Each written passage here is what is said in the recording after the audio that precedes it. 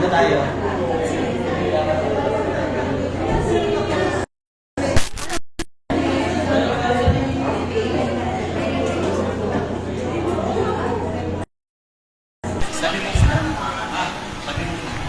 Tawag ako? Pag magkita na daw kayo.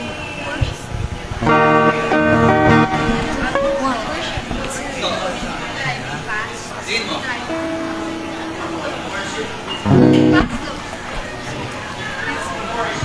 May.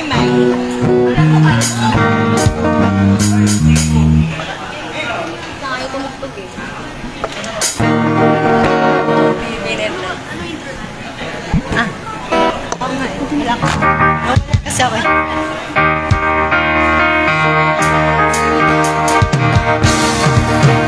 Good afternoon, brothers and sisters! Iniaan po namin kayong tumayo.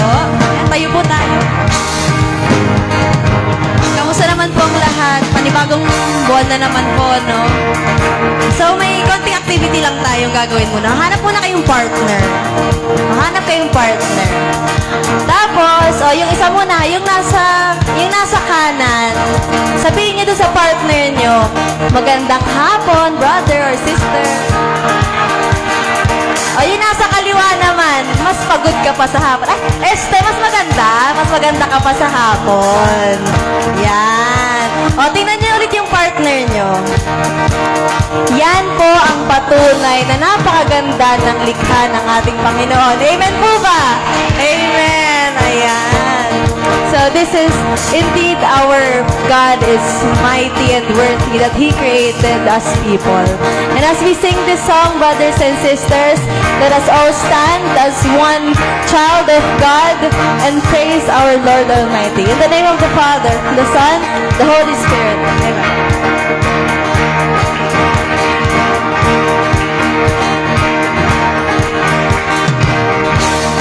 Every tribe will see your glory. Every nation bow before you. All our treasure turns to ashes in the light of you.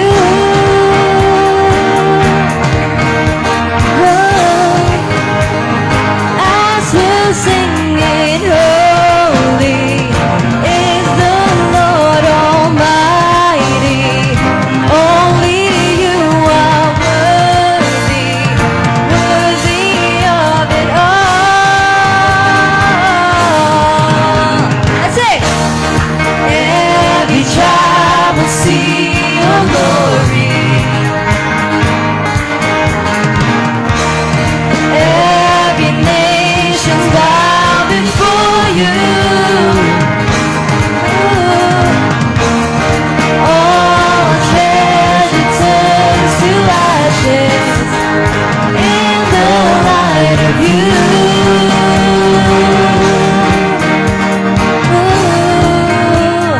As we're singing, holy is the Lord Almighty.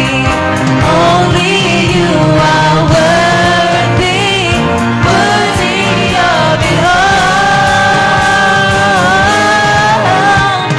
Praise and glory, honor and strength unto our God. Hey! Unto our God, matchless, endless, love unrestrained. This is our God. Every tribe sing praise and glory, honor and strength unto our God, unto our God, matchless, endless, love unrestrained. This is our God. Every tribe sing, ayo, ayo, ayo, ayo, ayo, ayo, ayo,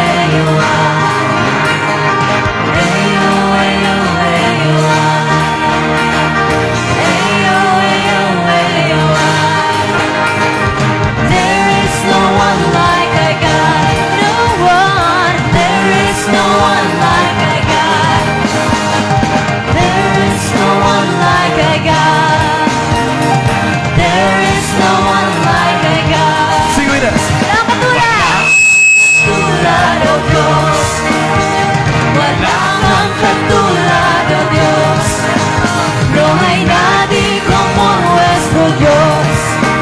no hay nadie como nuestro Dios. There is no one like our God. No one. There is no one like our God. You're mighty, oh Lord. There's no one like you, God. Praise and glory, honor and strength unto our God, unto our God. Your matchless, endless love unrestrained. This is our God. Every child sing praise and glory, honor and strength unto our God, unto our God. Your matchless, endless love unrestrained. This is our God. This is our God. Ayo, ayo, ayo, amen. Ayo, ayo, ayo. There's no one like you, God. Thank you, Father. Thank you for creating us. Thank you for doing your blessings. Ayo, ayo, ayo. Ayo, ayo, ayo. Ayo, ayo, ayo. Ayo, ayo, ayo. Hallelujah, Jesus. We thank you, Jesus. Let's praise Jesus. We praise you, Jesus.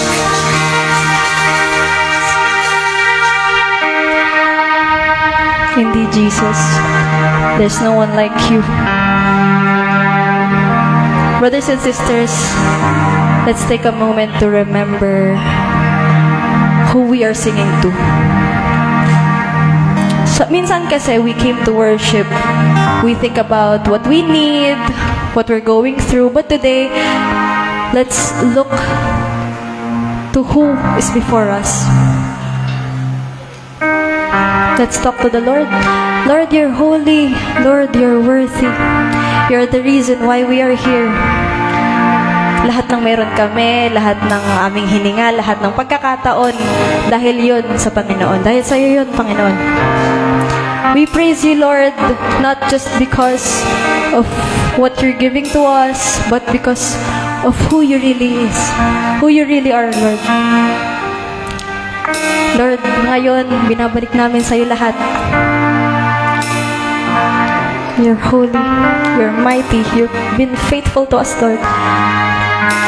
As we sing this song, brothers and sisters, let's all lift our hearts in one voice and let's declare that Jesus deserves all the glory. In the beginning was the Word, you spoke the world to be, and there is nothing that can come to life without you. For you are life and the light, and all will come to see. All of creation will be living for your glory. Worthy is your name. Worthy is your name. Not only you deserve all praise.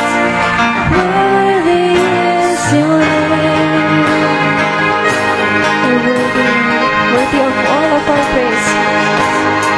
You left the glory of your throne and chose to make a home here in the mass, so you could walk with the unworthy. Almighty Son of Man, you chose the crown of thorns, so by your blood we are redeemed and be made worthy. Jesus. Worthy is your name. Worthy is your name. Not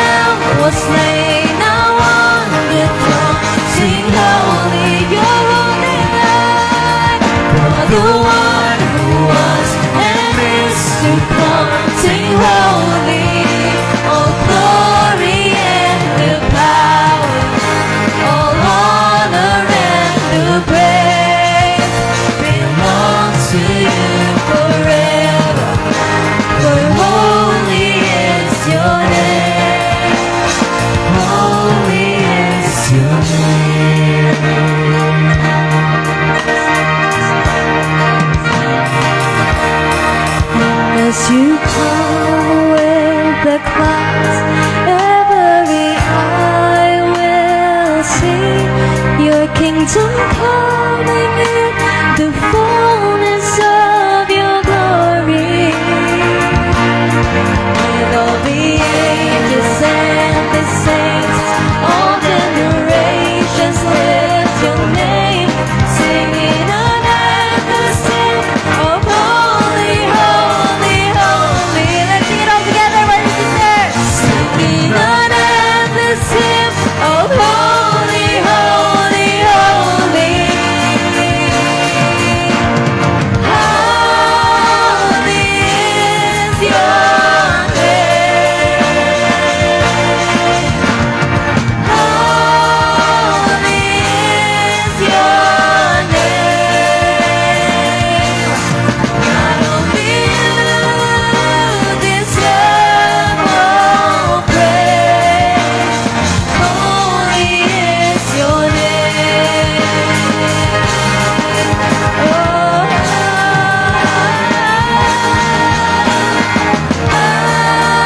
holy is your name. Holy is your name. Not only you deserve all praise. Holy is your name. Holy is your name. Holy is your name. Holy is your name. Holy is your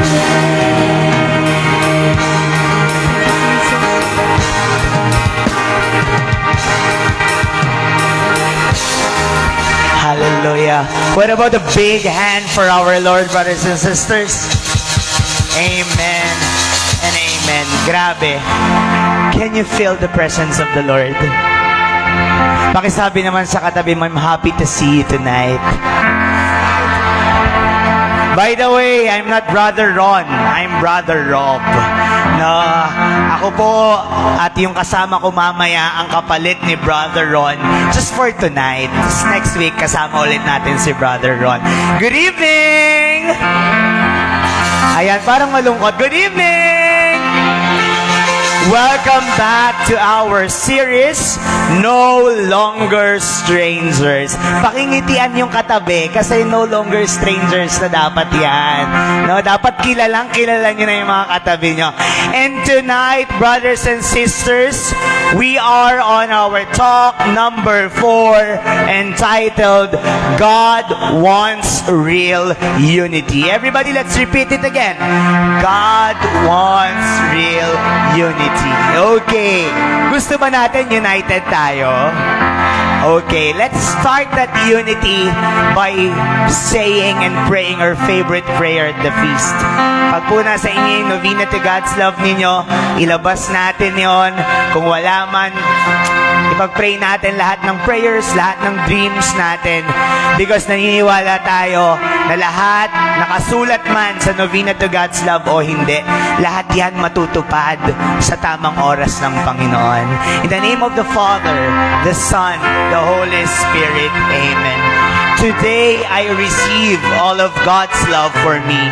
Today, I open myself to the unbounded, limitless, overflowing abundance of God's universe.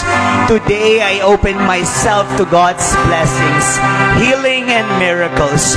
Today, I open myself to God's word so that I become more like Jesus every day. Today, I proclaim that I'm God's beloved, I'm God's servant, I'm God's powerful champion, and because I am blessed, I am blessing the world. In Jesus' name, amen and amen. Believe that there's something good about to happen tonight.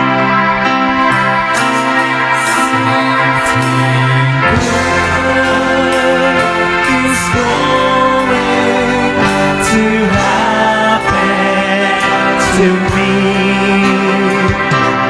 this very day, this very year, something good is going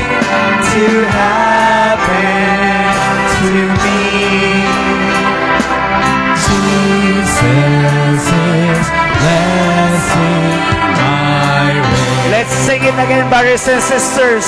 Let's make it immediate tonight. What is going to happen to me May magandang mangyayari sa akin ngayon. this very night, this very hour? Something good is going to happen to me. This is very true. Jesus is blessing my way. Hallelujah. A lot may fade, but only His word will remain. Let's worship the Lord. Thy word is a lamp unto my feet and a light unto my path. Your word is true, Lord. Thy word is a lamp unto my feet and a light unto my path. Thank you very much. Palakpakan po ulit natin ang Panginoon. We may now be seated, brothers and sisters. Thank you very much, Sister Mai, for a very powerful worship. And of course, to our music ministry and to our dance ministry. Are you ready to receive God's blessings tonight? Of course, amen and amen. Again, brothers and sisters, we are in our talk series, God Wants Real Unity. And today, or tonight, I wanted to preach a very strong message. Without sacrifice, there is no real unity. Let me repeat it again. Without sacrifice, there is no real unity.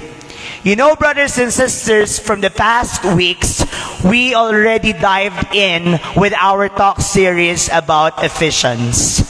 And you know, there is 2 parts on this talk series. Tapos na po natin yung first 3 part, which is yan. Ephesians 1-3, your identity in Christ. Yun yung tatlong talk na nakaraan. And this week or tonight is very special because we will begin the second part, which is focusing on how to live out that identity. Alam na natin that our identity comes from Christ. And it, no? And in this talk, brothers and sisters, we start with the second half of the Ephesians. Ngayon po yung start. And the first thing Paul tells us is that our identity in Christ give us real unity. Wala nang iba pa. No? Hindi yan dahil mayaman ka o mahirap ka. No? Hindi yan kung ang apelido mo ay Diskaya o kung ano man. No, it's not that. It is the identity that we have Christ in us that gives us the real unity. Do you believe in that? Amen. Now, let us see the key passage for today. Medyo mahaba po ito, no? Sabayan nyo na lang po ako pagbabasa ng key passage natin. I then, a prisoner for the Lord, urge you to live in a manner worthy of call you have received. With all humility and gentleness, with patience, bearing with one another through love, striving to preserve the unity of the Spirit through the bond of peace. One body and one Spirit, as you were all called to one hope of your call, one Lord, one faith, one baptism, one God and Father of all, who is over all and through all and in all. But grace was given to us of us according to the measure of Christ's gift. Therefore it says, He ascended on high and took prisoners captive.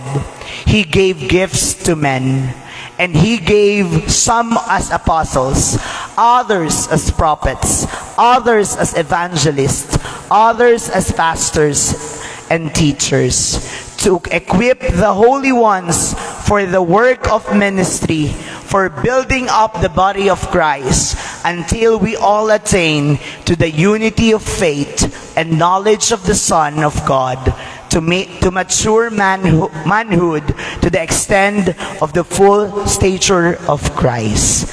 Brothers and sisters, there is a strong message, and I want you to check out this message. I then, a prisoner for the Lord, urge you to live in a manner worthy of the call you have received. Ako, kung gayon, isang bilanggo ng Panginoon, ay nagsusumamo sa inyo na mamuhay ng parang karapat-dapat sa tawag ng inyong tinanggap. Brothers and sisters, we are living differently. Some of us are doctors, some of us are teachers, some of us are students, some of us are officer, business owners. Lahat po tayo, merong kanya-kanyang identity. No, God sent that gift to us 1,000 years ago. Wala pa tayo sa mundo. Alam na ng Diyos kung saan ka dapat nandoon. And tonight, brothers and sisters, Paul is just inviting us to look back on this passage. Unang taon pa lang, tinawag na tayo ng Panginoon para maglingkod sa Kanya. And as we get deeper, that little word then carries weight, brothers and sisters. Sabi ni Paul, he says about flows from what he has already proclaimed. God has done something so wonderful in our lives. We cannot be the same people. And tonight, he's saying us, we live differently, not in order to be loved, but because we already are. Ito ang problema ng mundo. Araw-araw, when we wake up in the morning, we tend to just think, kailangan mauna ako sa trabaho. Kasi sabi ng boss ko, kung sino daw ang una, yun ang madaling mapopromote. No? Yan yun eh. Kailangan ako yung makita lagi na nasa unahan. Kasi pag nakikita ako, lahat ng tao will appreciate, will praise me. No? Brothers and sisters, let me repeat it again. We live differently, not in order to be loved, but because we already are. Alas 8 ng umaga, yung ilan sa atin nasa office na. Alas 8 ng umaga, yung ilan sa atin papauwi pa lang ng trabaho. No matter what you're doing, mahal ka na ng Diyos. You shouldn't be that person na gagawin lahat kahit minsan masama na para lang mahalin ng iba. No, no, no. Sabi dito, iba-iba man tayo, mahal na mahal tayo ng Diyos. And the big question is, how? Paano, Brother Rob? Now, there are 3 messages I'd like to share with you. Are you ready? Kalbitin ang kalapit, sabihin, huwag kang matulog. May 3 mensahe ang Diyos sa iyo ngayon. No? Now, let's have the first message. Ang ganda nito. Message 1. Spiritual change will manifest in your relationships. Brothers and sisters, the first thing God wants to transform is your relationships. Sabi ni Paul, tingnan natin, with all humility and gentleness, with patience, bearing with one another through love, striving to preserve the unity of the Spirit through the bond of peace. The first message God wants us to transform our relationship. Brothers and sisters, I really don't care if some of us are praying 3 hours a day, no? Or we are levitating, no? Just to meditate, no? Or yung inyong nanay or yung tatay ninyo ay laging nasa simbahan, no? Pero hanggat ang tingin sa atin ng mga kasama natin sa trabaho, kasama natin sa bahay, ay isang selfish jerk, I think there is a problem with our spirituality. No? Believe me, maraming tao ang mas holy pa kesa kay Pope. Maraming tao ang more religious than Pope, but when it comes to relationships, maraming baksak. No? Marami sa atin palasimba, marami sa atin paladasal. Pero pag tinanong mo sa mga katrabaho, siya yung pinaka-kinaiinisan ng lahat. Brothers and sisters, usually, we discover the distorted image of God. Sabi dito, no?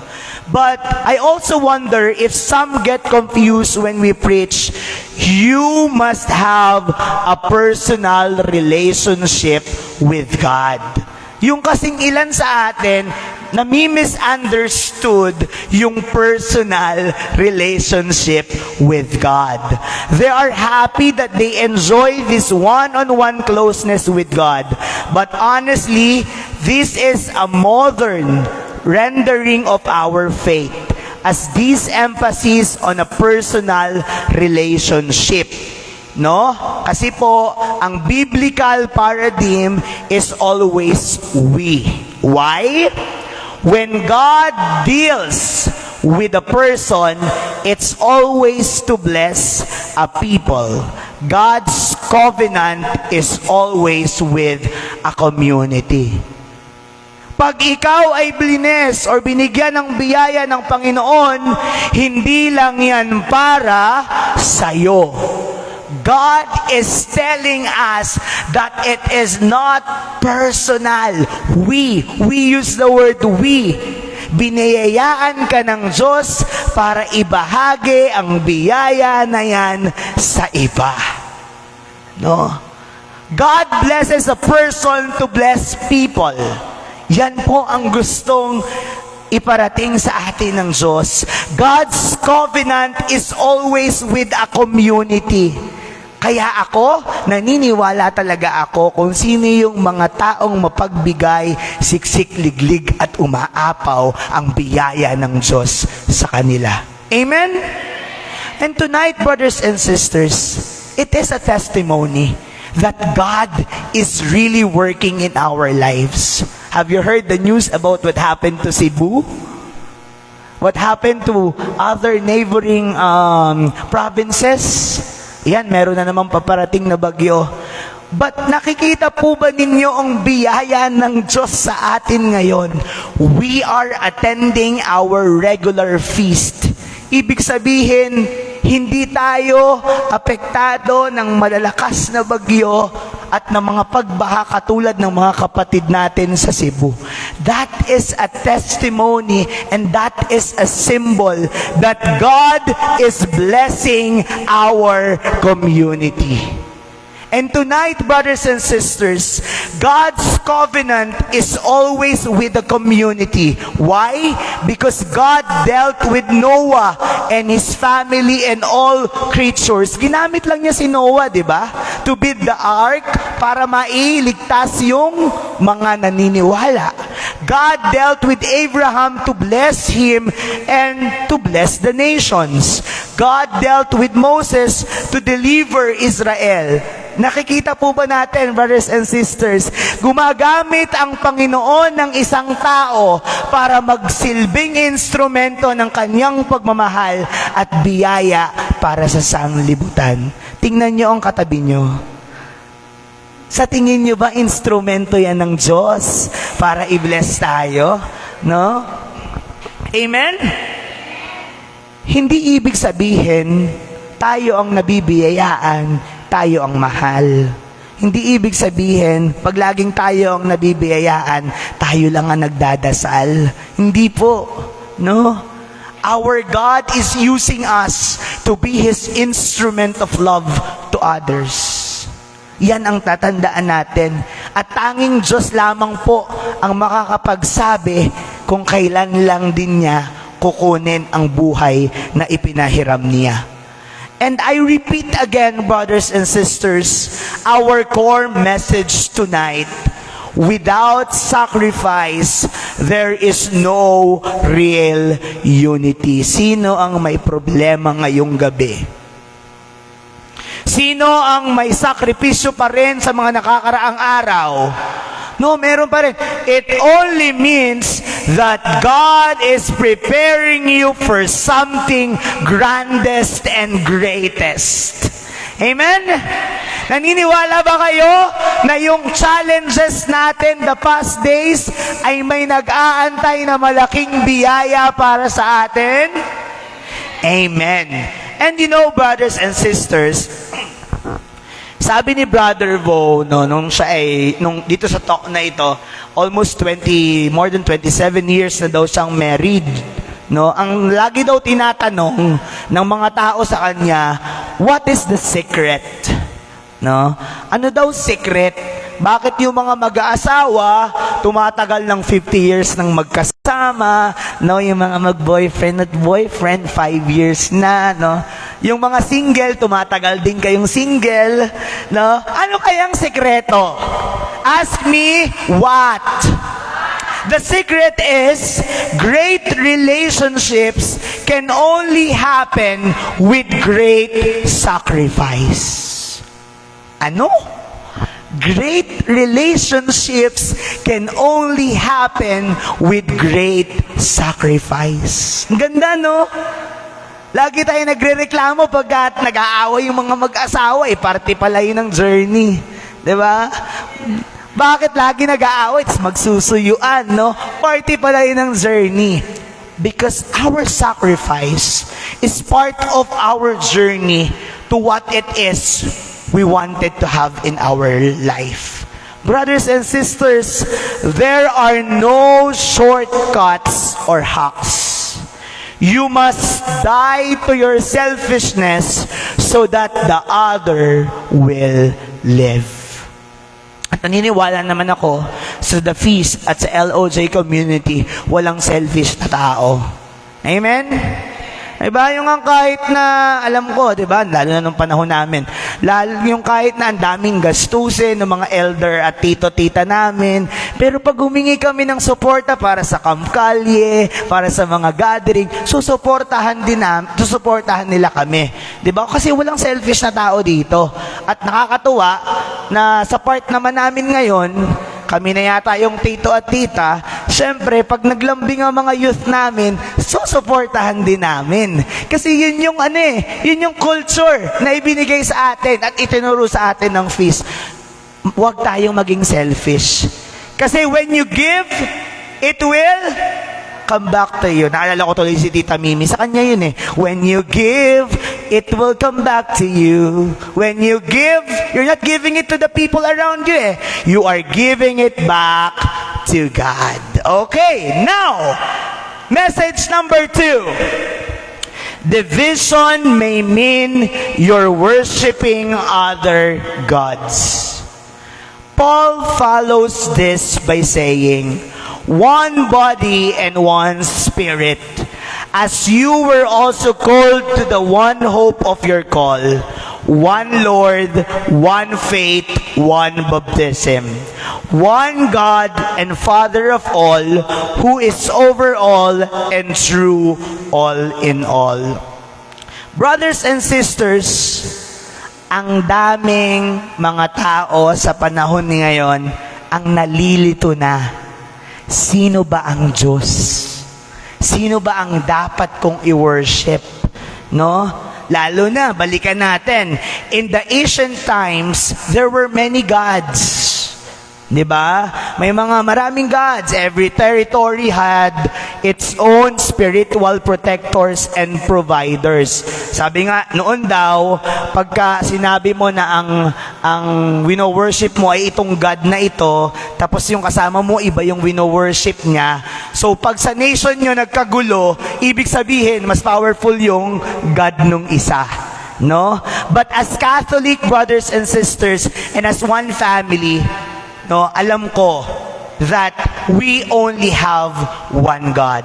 There is only one God because we have one God and we belong to one family. No? Huwag nating buhayin or i-engage yung mga sarili natin sa mga iba-ibang Diyos. As Catholic, as one family, we only have one God. Why?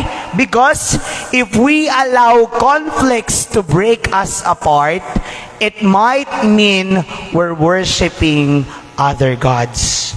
We're worshiping our pride, our hurts, and our preferences more than we worship God.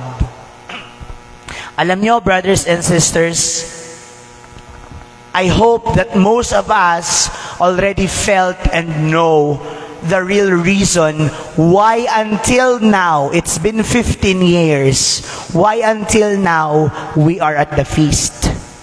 I hope that we are not coming just to see Kata sing, or just to hear the beautiful voice of Sister Paulette, or just to hear my voice. No, diba? I hope that we're not coming to feast because of that. We are coming here because we know that our God is here. Amen? And the beautiful thing about our oneness, brothers and sisters, is that real unity does not remove our differences. Ang pagiging buklod-buklod natin, hindi natin tinatanggal yung pagkakaiba-iba natin. Because at the feast, you are loved. Sa pagpasok mo sa pintuan ng venyong ito, all of us here, we are loved, brothers and sisters. At sana lagi natin tandaan that wherever we are, kahit nasaan lupalop man tayo ng mundo, the same God who loves you yesterday and loving you today is the same God who will love you tomorrow. Amen? And here comes the message number 3. Are you ready? Ready na ba kayo? Parang may... Are you ready for the message number 3? Sige, eto na. Ibibigay na sa atin ang message number 3 ni Brother Hill. Ayan, thank you, Brother Rob. Grabe yung energy niya. Parang hindi ko siya maabot. Ayan, so let's talk now about the message 3, which is God's oneness is not based on sameness. So, sabi daw ni Saint Paul sa mga taga-Ephesians, ayan, let me read it for you. But grace was given to each of us according to the measure of Christ's gift. And He gave some as apostles, others as prophets, others as evangelists, others as pastors and teachers, to equip the holy ones for the work of ministry, for building up the body of Christ. So, sino kaya yung tinutukoy dito na body of Christ? So, ibig sabihin, pag sinabi nating body of Christ, ito ay tayo. We are the body of Christ. So until we all attain to the unity of faith and knowledge of the Son of God, to mature manhood, to extent of the full stature of Christ. Ayan. So God gave you a gift. A very unique one. So tanungin nyo nga ako kung ano? It is to bless the world. So, naniniwala ba kayong ikaw ay blessing sa mundong ito? Ayan, very good. So, and a part of that gift is your personality. Ayan. So, tayong lahat is magkakaiba daw ng personality. Right? Amen? Ayan. And kaya sabihin mo nga sa iyong katabi, unique ako.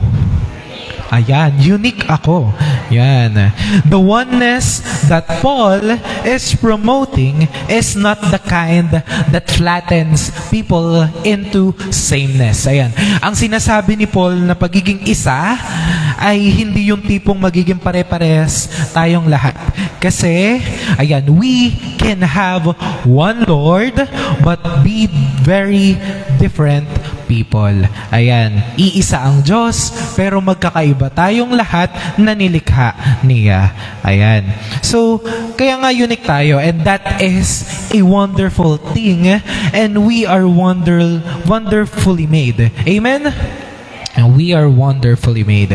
Ayan, syempre, hindi mawawala yung mga taong ang iniisip ay ginugusto ang Diyos na personalidad ng isang tao, di ba? Like, kunyari, sabi ng Diyos, gusto ko ng personality nito. Di ba hindi siya ganon? Ayan. Kasi, siguro kung ang nangyari naman is, siguro yung personality nito, yung parang kinakanta ni, are you familiar with the song of Maria? Maria yung title, then kinanta siya ni Julie Andrews. Ayan, feeling ko wala. Ayan, kasi ako kahit ako hindi rin. In the Sound of Music. In the Sound of Music pala. So, kumuha ko ng line. Ang isa sa lyrics nito is, always cheerful, always smiling, always friendly, always twirling around and singing. Ayan, the hills are alive. Kasi, kung ito yung personality na gusto ni Lord, na meron tayo, like always cheerful, laging masaya, laging positive, parang laging walang problema, like dun sa lyrics ni Julie Andrews, ay baka reject na yung personality nila. Dahil hindi naman lahat, or lahat tayo ay positive, right? Nagdadaan rin tayo sa problema. Like everyday hindi naman laging masaya. Everyday hindi naman laging perfect. Everyday hindi naman laging wala tayong problema. Lagi naman tayong may iniisip pa rin. Hindi yan nawawala. Ayan. And sabi dito, may kwento daw kay Brother Bo. Ayan, about kay Brother Bo. Sabi, one day, may nagtanong raw na babae kay Brother Bo. Tapos ang sabi niya, Brother Bo, meron bang mali sa akin? May mali ba sa akin? Tahimik akong tao, mahiyain, compared sa mga friends ko, introvert ako, tapos boring pa ako. Like sobrang tahimik ko lang talaga. Ayan. And sabi daw niya, accountant daw siya. Ayan. Sino dito ang mga accountant? Ayan. Or nagte-take ng accountancy? Ayan, or baka may pasadong accountant. Ayan. So, ang sagot naman ni Brother Bo sa kanya, ayan, God loves your personality. He created you to be you for a purpose. Ayan. So, kahit magkakaiba tayo ng personalidad, mahal tayo ng Diyos. Amen? Ayan. Sinabi rin ni Brother Bo na may accountant rin daw siya na kaibigan or kasama sa bahay. At ang pangalan daw ay si Weng. Ayan, si Weng. So, ang sabi ni Brother Bo dito, so, I thank God for her. Ayun, nagpapasalamat daw siya sa Diyos dahil binigay sa kanya si Weng. At tulad daw nung mismong babae na nakausap ni Brother Bo, introvert daw at tahimik si Weng. Ayan. Tapos, mag-aalala na lang daw siya kung isang araw biglang pumunta itong si Weng sa office niya at nagsasasayaw habang kumakanta ng Maria ni Julie Andrews. Yan, yung sinasabi niya. Tapos, ayun, kasi manghirap din talaga sa tao, especially sa mga bata din ngayon na introvert. What I mean introvert, ito yung laging tahimik. Ito yung laging parang nagmumukmok sa tabi. Aside from extrovert na sobrang ingay, sobrang jolly, ayan, very cheerful na tao. Ayan, ayun kasi yung mga taong mahirap din kunin yung loob. And always remember that to be 100% for God, you must be 100% you. Walang kulang, pwedeng labis. Ayan. Be you always. So, sabi nga ni Rufa May, Ayan. Kung 100% ang pag-uusapan, todo na to, di ba? Todo na to. Ayan. Pero ito talaga, karamihan sa atin, nararanasan talaga natin to. At aminin, ayan, the most painful thing you can ever do in your life is to pretend who you are not. Di ba? Sobrang sakit kung iisipan yan. Mahirap talaga pag ganun yung nararanasan natin. Ayan. Pero kapatid, always keep in mind na be faithful to the uniqueness of your personality and you'll be happier. Ayan. Be faithful. Ayan. So sa atin, ang daming taong nagkakamali na to follow Jesus. Kailangan mo raw ibaon kung ano ka at kung sino ka. Pero mali yun. Hindi pwedeng yung pinakang ikaw, yung mismong ikaw, aanuin mo siya like isasantabi mo para lang ipakita mo kay Lord na Lord, ito ako. Sobrang bait ko. Sobrang perfect ko. Wala akong kasalanan. Which is mali. Kailangan ipakita mo kay Lord kung sino ka. Kasi, tanggap ka niya kahit nagkakasala ka. Amen? Ayan. And sa atin, ayan, dying to yourself means letting go of personal ambitions, selfish desires, and self-interest. And you die to your sin and selfishness, not to your personality or uniqueness of gifts. Ayan, namatay ka sa pagiging makasarili at kasalanan. Ang pangit naman nun kung ganun, di ba? Kung mas namatay ka lang dun sa pinakang ang pagiging makasarili mo kesa ron sa pagiging unique mo or kung pagiging ikaw. Ayan, you have to follow Jesus as you. Bilang ikaw. Ayan, maging totoo sa sarili. So let me give you a controversial statement. Ayan, your life cannot be 100% for God if you're not 100% you. Kaya sabihin sa katabi, maging ikaw. Ayan. Maging ikaw, like, talkative ka, analytical, friendly, laid back, musical, ayan, adventurous, ayan, for a purpose. Okay? So, let me give you a formula. Ayan, may formula tayo. Ayan, hanggang rito ba naman, may mga formula, di na natapos. Ayan, so your personality minus sin and selfishness is your special gift to the world. Ayan, tanggalin natin si kasalanan, tanggalin natin ang pagiging makasarili, and just your personality itself, that is the gift na pwedeng ibigay mo sa mundo. Ayan. Your personality is your voice. Boses mo yan. Your song. Your presence. Ayan. Regardless kung extrovert ka or introvert, sponty man or reserve, maingay o tahimik, mabilis o mabagal, padalos-dalos o maingat, the main point here is that be who you are. Be who you are. Ayan, pakiulit. Be who you are. Ayan. So, ganito dapat kayo magmahal. And this is how you will fulfill your mission. Yan. That's why Paul says, we are the body of Christ. Na tulad na lamang ng sinabi ni St. Paul sa mga taga-Ephesians, ayan, Paul says, rather living the truth in love, we should grow in every way into Him who is the head, Christ, from whom the whole body, joined and held together by every supporting ligament with the proper functioning of each part, brings about the body's growth and builds itself in love. Ayan. Then, ayan. Are you familiar with this photo? Ayan. Ewan ko kung nakakita na kayo. That is a photo of an orchestra. Ayan. Nakarinig na kayo ng orchestra? Ayan. Kahit sa mga YouTube. Ayan. So, sa orchestra, tulad na lamang ng Philharmonic Orchestra. Are you familiar with that? Philharmonic. Ayan. So sila yung magagaling na orchestra na naririnig mo na mapapawaw ka talaga. Grabe talaga yung boses nila and sobrang buo, sobrang parang angelic ng voice nila and sobrang maringal. Ayan.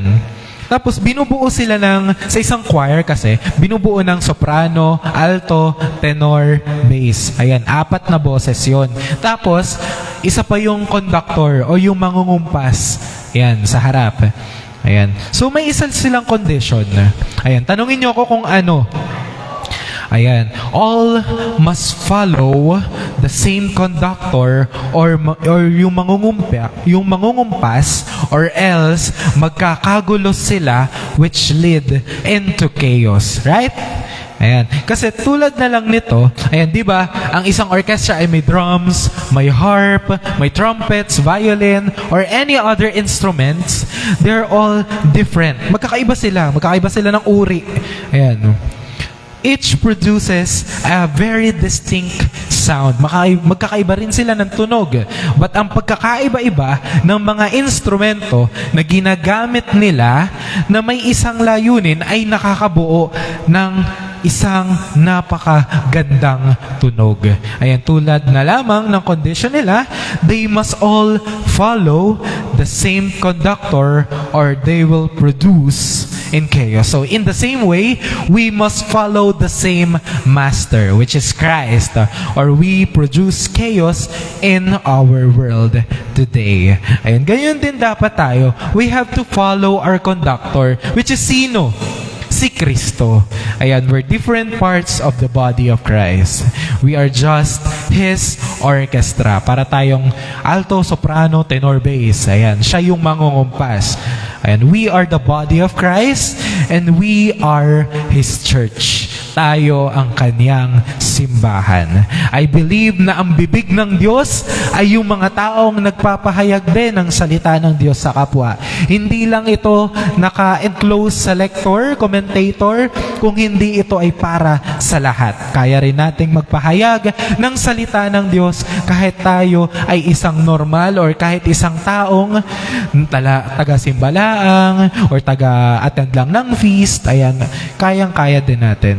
Ang mga paa naman ng Diyos ay yung mga taong gumagabay sa kapwa patungong langit. Ayan. At ang utak naman ng Diyos ay yung mga taong nag-iisip ng iniisip rin ng Diyos kung anong makakabuti para sa kapwa. And the hands of Christ, those who quietly work God's work in the world. Tulad na lamang ng mga healthcare workers natin, na mga nangangalaga sa ating kalikasan at tumutulong sa kapwa. And then, unity can only come if you die to your lordship and follow Jesus. So sometimes, God will allow a crisis beyond your control. Ayun, lagi naman siyang ganyan. Lagi naman siyang nagbibigay ng challenge sa mga buhay natin na akala natin hindi natin kaya. Compelling you to surrender everything uncontrollable to God. To the point na aabot na tayo sa point na pupunta na ng simbahan at magdadasal at maninikluhod na Lord, ayoko na. Lord, pagod na ako. Ayan. Na to the point na your pride is broken. Wala na yung pride, bumaba na. Yung pagiging arrogante mo is wala na. At wala kang choice kundi lumuhod. Lord, ayoko na. Lord, please help me. Ayan. At tanggapin na lang ng Diyos, tanggapin na lang na ang Diyos ang siyang makakatulong sa'yo. So by the way, we should avoid counterfeit stuff. Ito yung pagiging fake, ito yung pagiging plagiarize, yung panggagaya ba, or yung pagiging peke. Ayan. So there are two kinds of fake unity. And yung vision ni Paul about healthy unity ay may pagkakaiba sa dalawang uri ng fake unity na ipresent later na meron tayo sa mundong ito. So we have, number 1, unity without individuality. So I have a question. Have you ever canceled or nireject ka na ba ng mga taong dinidiktahan kang mag-isip, magsalita, at maniwala tulad nila? Na ano ka na ba? Na-reject ka na ba? Na parang para siyang minamanduhan ka. Na sinasabi, gawin mo to. Isipin mo to. Ayan. Parang inuutusan ka. Diba? Na-cancel ka na ba ng mga ganon? So, but ironically, they can be the same people who preach tolerance. Or should I say, pangungunsinte or konsentidor. Sino bang mga konsentidor? Ayan. So, ba't ginagawa lang nila yung mga bagay na yan sa mga taong umaagree din sa kanila para ba ma-justify yung thought nila? When this happens in politics, yan, very controversial yan. Or in church, or in friendships, ayan, isipin agad nila itong parang nangaatake or parang rebellion. Like parang nagtanong ka lang ng sobrang simple, parang sinasabi nila, bakit? Ano bang problema mo sa akin? Ano bang nagawa ako sa iyo? Parang ganoon. Parang nangaatake agad. Tinitake nila na negative agad yung thought na binigay mo. Ayan. At nangyayari din to sa mga married couples. So, I meet couples where one spouse is like a ghost.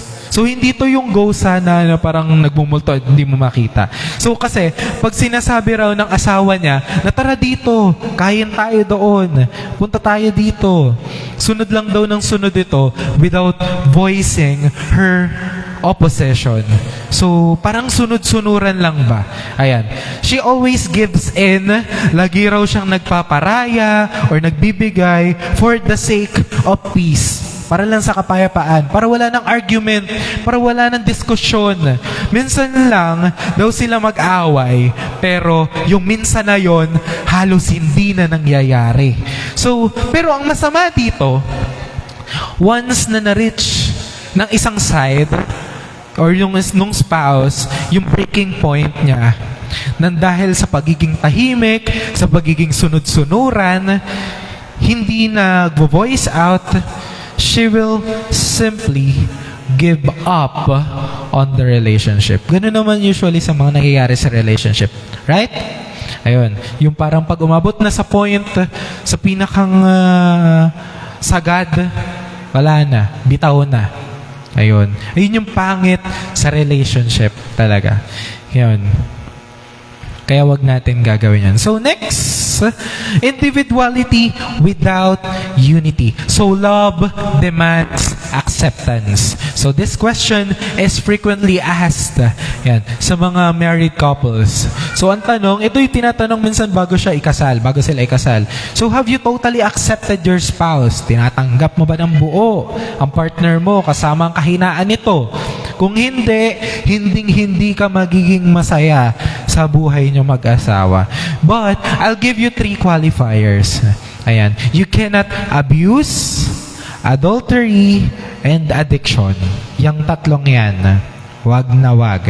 Yan ang pinakamasaklap na gagawin mo if ever. So, these 3 destroy your marriage totally. Hindi pwedeng sabihin ng isang lalaki na mahal kita pero mahal ko rin siya. Di ba mali yun sa mga kabet? And tanggapin mo na lang ako kung ano ako. Tapos, meron pa na kahit ba drug addict yan, a gambling addict, or isang manginginom na magsabi ng ganito na ako. Hindi mo na ako mababago. Take me as is. Like, wala na siyang pagbabago. Hindi na siya kayang baguhin ng kahit asawa niya or even parents niya. Yun. So, next, ayan. This version of acceptance is not love, but codependency. So, ibig sabihin, lagi siyang nakarelay sa partner niya. Lagi siyang nakarelay, wala siyang sariling desisyon, or should I say, parang sunod-sunuran. Hindi kasi pwedeng tanggap ng tanggap, kesyo mahal mo ang isang tao. Ito kasi ay nagpapakita ng pangungunsinte. Ayan, pangungunsinte. Dahil kapag tunay kang nagmamahal, hindi mo hahayaang mapasama ang mahal mo, hindi mo hahayaang magpatuloy sa kanilang maling gawain. You need to be their savior. Ayan. Save them for being wasted. Katulad din kapag ang partner mo inalalayo kay Lord, since you truly love that person, you need to act and reconnect his or her to God for them to see the right path in their life. Amen? Ayan. Not love but relationship addiction. It elevates self-expression over self-growth. So wag laging nag-e-express or umiikot lamang sa ganun ang relationship nyo na parang isa lang yun nagsasalita para sa kabiak niya. Ayan. Kailangan kasi sa isang relationship may growth, 'di ba? Ayan, laging nag-grow. This pseudo love praises authenticity but forgets transformation. Yes, may pagiging authentic siya pero nakakalimutan na mag-grow. Sa isang relationship kasi hindi pwedeng hindi mag-grow. So real love says, I love you and accept you as you are, but love you enough not to let you stay as you are. Ayan, Tagalogin natin kasi kahit ako, naguluhan rin ako. So, mahal kita at tanggap kita bilang ikaw. Ngunit mahal kita ng sapat para hindi ka hayaang maging ganyan. Ulitin ko, mahal kita at tanggap kita bilang ikaw. Ngunit mahal kita ng sapat para hindi ka hayaang maging ganyan. And real unity can only happen if we totally submit to Jesus. Ayan, maging isa tayo sa Kanya. Kailangan lagi natin siyang kakampi. Huwag natin siyang aawayin. So let's repeat God's endgame plan, which is to bring unity to all things in heaven and on earth under Christ, which is Ephesians chapter 1 verse 10. So when we all become members of the body of Christ, even if the hand is not the eye and the ear is not the mouth, even if I'm an introvert and you're an extrovert, even if I'm poor and you are rich, even if I'm a Catholic and you are non-Catholic, even if I'm a carnivore and you're a vegan, for crying out loud, even if I am a beanie or you are a BDS army, we are one because Jesus sacrificed for our unity. And He calls us to do the same. Gawin natin yun. Tinatawag niya tayo. Real unity can happen because Jesus gave Himself to us on the cross. He showed us the way. Mahal ang unity. Sobrang mapresyo yon. It requires death. Diba? Kailangan may mamatay para lang magkaroon ng unity. By His death, He reconciled us to the Father. Ayan. Nung noong napalayo tayo sa Ama sa pamamagitan ng pagpapakasakit niya sa krus, nireconcile niya tayo. And by His death, He calls us to reconcile with one another. Ang pagkakawatak-watak ay muling nagbuklod. Just as Christ's physically body rose from the grave, His body, His church, will also rise to a new life. And for the last one, our big message for today is, without sacrifice, there is no real unity. Ayan. Palakpakan naman natin ang Panginoon. Ayan. So, let me invite you to please stand and for our prayer. So, Heavenly Father, nandito po ulit kami ngayon sa dakong lugar na ito para magpuri, magpasalamat, at nakilain ang inyong pangalan. Panginoon, salamat po sa mga biyayang tinatanggap namin sa araw-araw. Salamat po dahil patuloy kaming buo at matatag dahil sa ngalan mo. Salamat po sa walang hanggang pagpapala na binibigay niyo po sa amin. Salamat, Panginoon, na kahit sa kabila ng aming pagkakasala, ay patuloy mo kaming niyayakap at sinasabing, mahal kita, anak. Salamat po, Panginoon, kasi hindi mo kami pinabayaan sa kabila ng lahat. Patawarin niyo po kami sa aming paulit-ulit na pagkakasala. Patawarin mo po kami, Panginoon. Alam po namin na hindi kami karapat-dapat na humarap sa inyo. Alam po namin na madumi kami. Alam po namin na hindi kami ganong kalinis para hawakan ka at kahit tingnan ka dahil makasalanan kami. Pero sa kabila ng yon, Panginoon, salamat. Dahil hinayaan mo kaming humarap sa iyo kahit makasalanan kami, kahit hindi kami karapat-dapat sa iyo. Salamat, Panginoon. Panginoon, sa dakong lugar na ito, maraming dinadamdam ang mga tao. Maraming may iniisip. Marahil may mga problema silang dinadala sa araw na ito. Marahil nag-aalala sila sa paparating na unos. Kaya, Panginoon, hawakan mo nawa ang aming mga puso. Hayaan mong ramdaman namin ang presensya mo. Nang sa gayon, hindi kami matakot. Na naniniwala kami na nandyan ka. Na naniniwala kaming nagkakaisa kami at nananalangin at nagpupuri sa iyo sa kabila ng lahat. Kaya, Panginoon, salamat.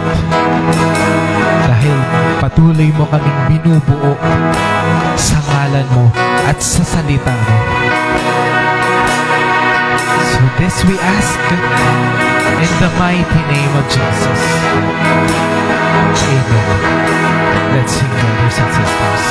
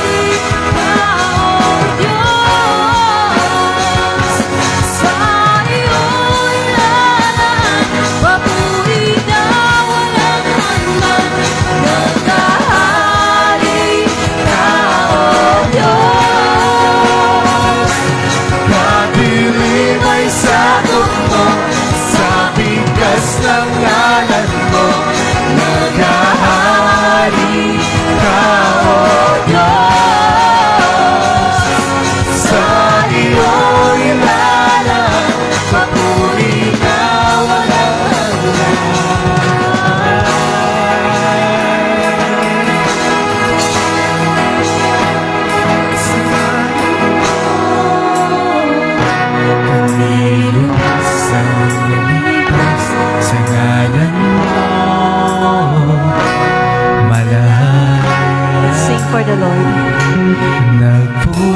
Praise you, Lord.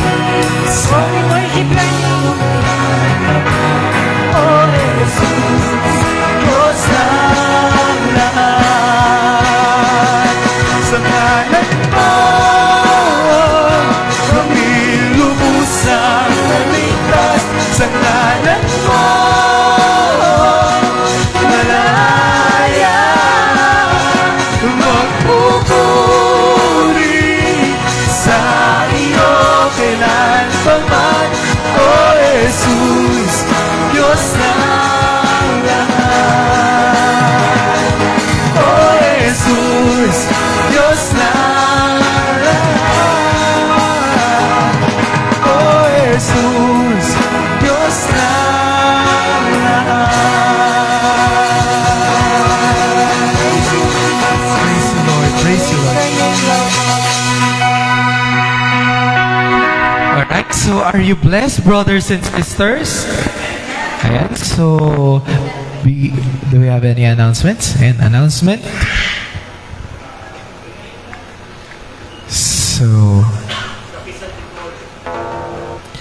So block screening about The Wicked. Ayan, The Wicked. So Sunday, November 30, 2025. So the time is 1 p.m. So the ticket price is $999. And ang location is Cinema 4, Robinson's Antipolo.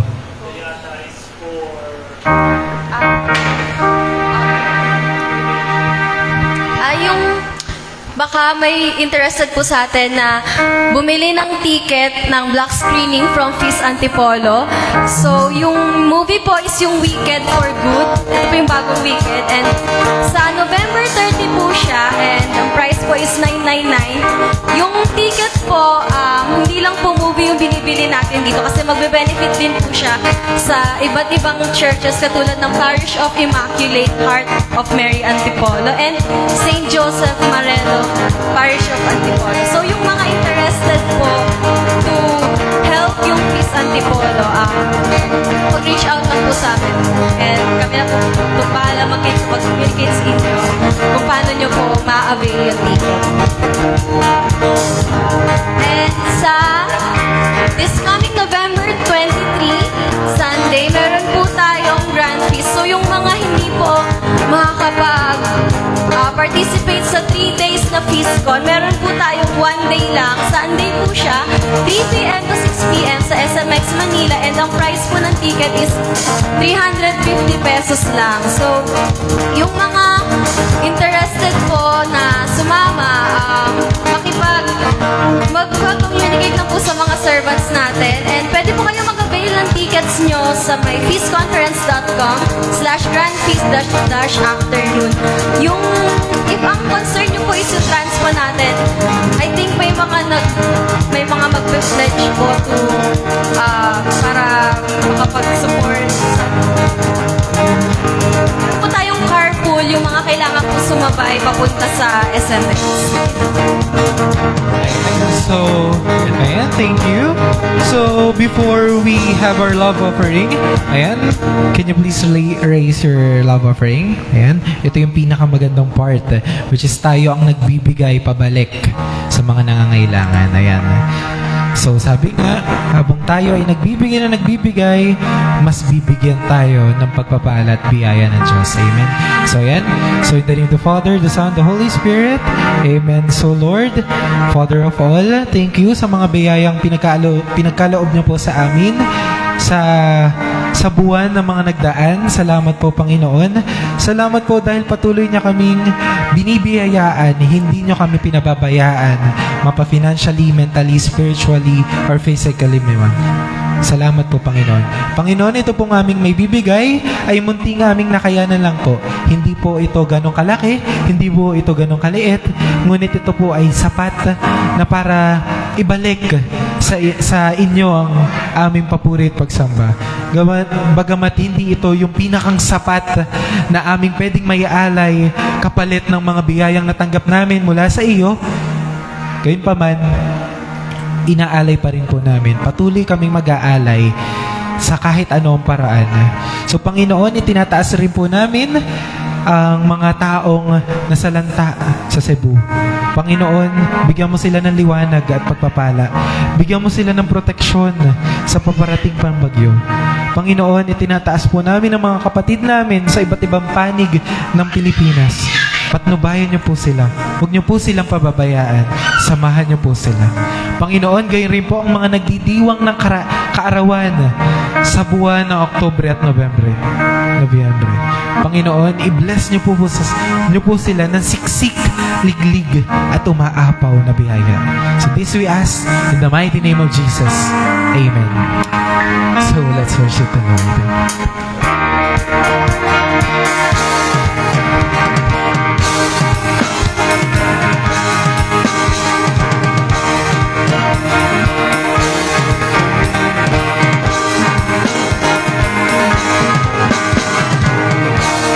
Every tribe will see your glory. Every nation bow before you. All treasure turn to ashes in the light of you.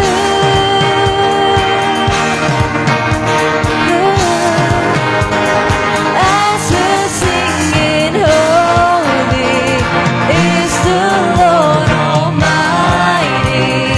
Only you are worthy, worthy of it all.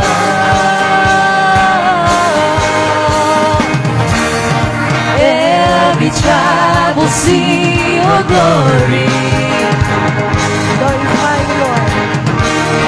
Every nation's bow before you. All our treasure turn to ashes in the light of you. Oh, as we're singing, holy is the Lord Almighty. Only you are worthy, worthy of it all. So that's it. Thank you very much, brothers and sisters. And I hope na bless kayo this night. So see you next Saturday. And thank you and God bless. Mag-iingat po tayo pag-uwi. So yan. Praise and glory, honor and strength unto our God, matchless, endless, love unrestrained. This is our God, ever rejoicing. Praise and glory, honor and strength unto our God, matchless, endless, love unrestrained. This is our God.